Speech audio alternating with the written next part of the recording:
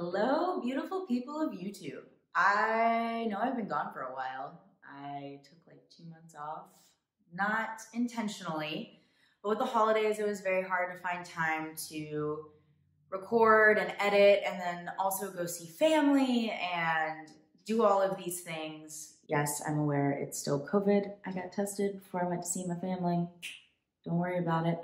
And yeah, so anyway, new year, gonna try and pick this YouTube thing back up again. But hello and welcome back. If you're new here, my name is Tori, and this is my channel where I talk about travel, adventure, tips, all of that kind of woven into one here on Tori the Traveler. So today I wanted to talk to you all about workaway programs. So 2 years ago, 3 years ago, technically now, I did a workaway program in Iceland. So I signed up on this account called Workaway. It's $40 or $50 to make an account. It's good all year. And you go in and you make a profile, you talk about the things that you like to do, stuff that interests you, or a trade that you have, or a trade you want to learn. And then you get paired with all these different families from across the world. And with that, you can also pick and choose. So let's say you wanted to go to Iceland, or you wanted to go to Ireland, or you wanted to go to Mexico, or Spain, or Bolivia, or whatever. And you put that in as kind of like your starting point, and then from there you get paired with all these different families. So I wanted to go to Iceland, so therefore I made my profile to Iceland. And even though I am a graphic designer, I kind of wanted to step away from all the screens. I wanted to have a chance to sit and reflect and not feel the pressures of design and creativity in that sense. I needed a break from all of that. So I wanted to volunteer on a farm. And I found this place, and they were incredible. So they had a farm out in Iceland. They grew trees. Yeah, I know, crazy, trees in Iceland. Their house was so cute. They had all of this property. I don't remember how many acres it was, but they had this massive property, and their house was situated on one side, and there was all these trees wrapped around them. And it was so cool because it was kind of like this little sanctuary away from the wind. It was awesome. Anyway, so they had a farm, and they had lots of horses, lots of sheep. They also bred Icelandic show dogs. Unfortunately, while I was there, there wasn't any show dogs. They just had their 3 dogs. But essentially, I moved in with them for 3 weeks. They had a spare room. I did have to share a bathroom with one of their sons, but that wasn't a huge deal. The way it works is you work for 4 hours a day. Some families are more strict about when you work, but my family was very lenient. So essentially, whenever I woke up, I could start working, whether that was 7 a.m. or 10 a.m., and pretty much whenever I woke up, I would just start work. And from there, you work 4 hours a day, and then you also get 3 meals. So I would get breakfast, lunch, and dinner. Breakfast in Iceland is a little different than here in the US. It consists of skyr, which is a yogurt, and fruit, and black coffee. Not big on cream, which was interesting. So I had like a little taste for black coffee for 3 weeks, and then once I got back to the States, that was shot right out of the window. But yeah, so breakfast was very light. Lunch was relatively larger, I would say. It consisted of like sandwiches or crackers and cheese or meat. I tried haggis for the first time. That was interesting. Yeah, I'm just gonna leave it at that. That was interesting. And then because they owned a lot of sheep, I ate a lot of lamb. I typically have a vegetarian-based diet, so for dinner, they made a lot of lamb. And for me, when I travel, I try to not be so strict with my diet just because I'm immersing myself in a new culture. You know, I don't want to be disrespectful or rude or seem picky in any sense. So I kind of left out the part that I had dietary restrictions because I wanted to experience the culture for what it was. Like, if this is what they typically ate, I wanted to typically eat that, you know, if that makes sense. Yeah, so 3 meals, 4 hours a day I had to work, and my work was different every day. Some days I would weed the garden, other days I would clean the dog kennels for their 3 dogs. Other days I would paint, and then one day they had all this extra wood on the back of the barn, so I had to get a wheelbarrow and move all this wood to the other side so that way my host dad, so to speak, could start building or adding an addition on. And it was different work every day, but that was what I wanted. I wanted something where I could work outside and not have to be behind a computer or see a screen for an extended period of time.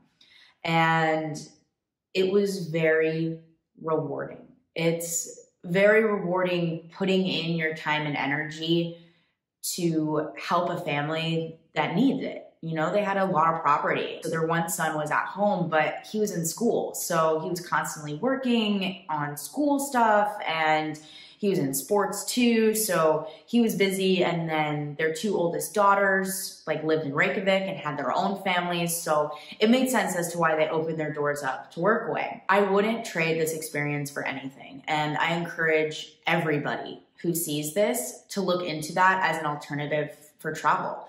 Because while yes, it's awesome to go and see a pretty sight and take all these pictures and wear cute clothes and do all these things, that's just not authentic to me. It's not genuine. You're going to a place to brag about being at a place instead of going to a place to learn about a place and hopefully make an impact on that place. You know, it's not like I was moving mountains by working on this farm, but it allowed for me to fully immerse myself into Icelandic culture and to meet their family and see how they lived every day. And that was so interesting. And the perspective shift is what's really important to me. So let me tell you a story. So it actually scared the daylights out of me. So one morning, I was told to weed the back patio. So they had this back patio and it was gated, and that was where they would keep their dogs. And the back end had all these little pebbles, and a garden was out in the back skirts of it, right? And there was all kinds of weeds everywhere. And my host mom asked me, hey, you know, tomorrow morning, would you mind weeding the backyard? And I was like, yeah, cool, let's do it. So woke up, spent my 4 hours weeding, had 3 wheelbarrows full of weeds. Put a picture here for you to show you what I was talking about. And then after my 4 hours, you know, I took a shower, I ate a light lunch, and I was reading. And my host mom comes home, and I saw her go to the garage and get a bucket and go to the backyard.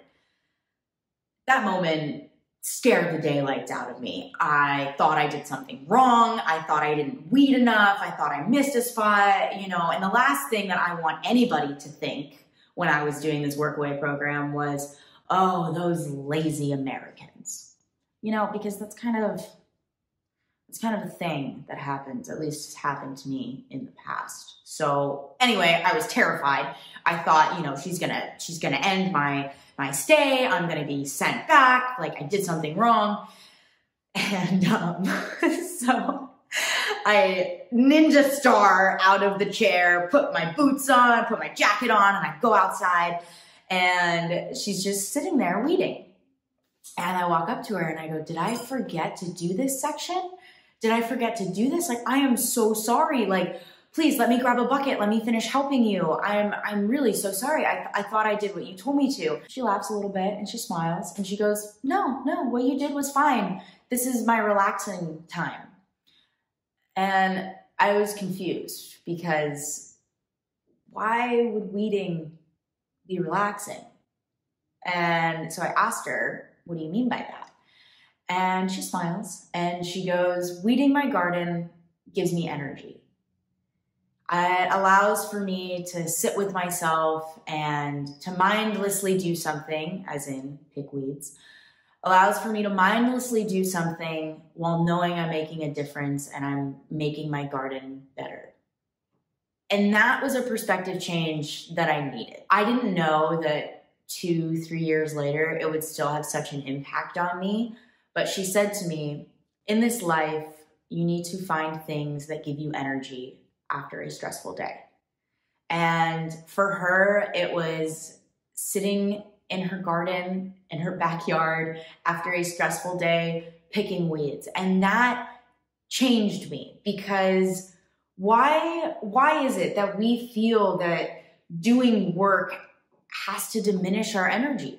Like, why is there this barrier between what is mindless, if that makes sense? You know, after a long day, I will mindlessly scroll through social media, or I will mindlessly watch a TV series.